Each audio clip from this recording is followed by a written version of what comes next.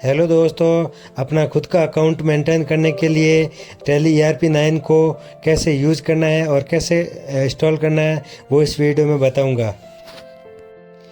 अब अपन टैली को इंस्टॉल कर लेते हैं। इंस्टॉल करने के बाद वापस इसको एक्टिवेट करके और फिर वापस कंपनी न्यू क्रिएट करके काम कर सकते हैं इसमें। ये सब कैसे होगा उसके लिए आप वीडियो के अंत तक हमारे साथ जुड़े रहिए।